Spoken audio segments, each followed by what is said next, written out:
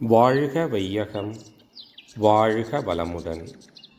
வாழ்க்கை மலர்கள். நால்வோர் நற்சிந்தனை.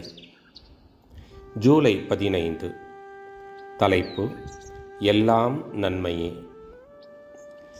துன்பத்தை மாத்திரம் நினைந்து கொண்டிருந்தால் அது தொல்லையாகவே இருந்திருக்கும்.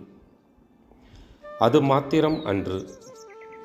ஒவ்வொரு நிகழ்ச்சியும் நடக்கிற போது காலத்தாலும் இடத்தாலும் எல்லாம் வல்ல இறைநிலையானது ஒவ்வொரு மனிதனுக்கும் கொடுக்கக்கூடிய அறிவுரை, அனுபவ உரை, அனுபவ ஞானம் அது. அப்படித்தான் எடுத்துக்கொள்ள வேண்டும். அப்படி எடுத்துக்கொண்டோமானால் எந்த துன்பத்துக்கும் காரணத்தை கண்டுபிடிக்கிற போது இதிலிருந்து விளையக்கூடிய நன்மையெல்லாம் விளங்கிவிடும். உண்மையில் எல்லாம் நன்மையாகத்தான் ஏற்படும். அப்படி பார்க்கின்ற போது துன்பம் வருகிறது என்று கவலைப்படுகிறோமே, துன்பம் வரக்கூடாது என்று எண்ணுவதால் தான் அந்த கவலை.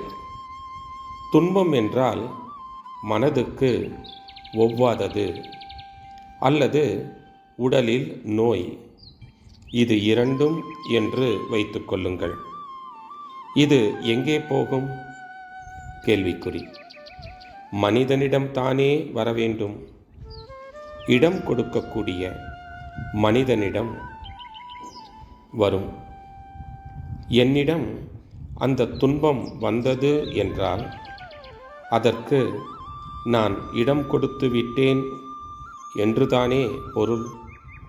இப்போது அந்த இடத்தை நிரப்ப வேண்டும். நான் பிறந்தேன், வாழ்ந்து கொண்டிருக்கிறேன், ஒரு நாளைக்கு முடியப் போகிறேன். இதற்கு மத்தியில் எவ்வளவு தான் இருந்த போதிலும் ஜீரணிக்கக்கூடிய அளவிற்கு மேல் சாப்பிடப் போவதில்லை. உடல் தாங்குகின்ற அளவுக்கு மேல் துணியை போடுவதில்லை. நின்றால் காலளவு, படுத்தால் உடல் அளவு. இதற்கு மேல் பூமியை அனுபவிக்கக்கூடியவர்களும் இல்லை. வரும்போது கொண்டு வருவதில்லை, போகும்போது கொண்டு போவதும் இல்லை. இந்த உண்மையை அப்படியே மனதில் ஏற்றிக்கொள்ளுங்கள்.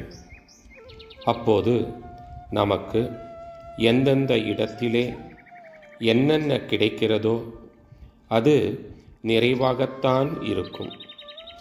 வாழ்க்கையை ஒட்டி பார்த்தீர்களானால் எல்லோருக்கும் நிறைவாகத்தான் இருக்கிறது. இப்படியே உலகம் முழுக்க பார்த்தோமானால் எந்த இடத்திலும் யாருக்கும் குறைவே கிடையாது. குறைவு என்பதே இல்லை. அருட்தந்தை. வாழ்க வளமுடன். தொடரும்.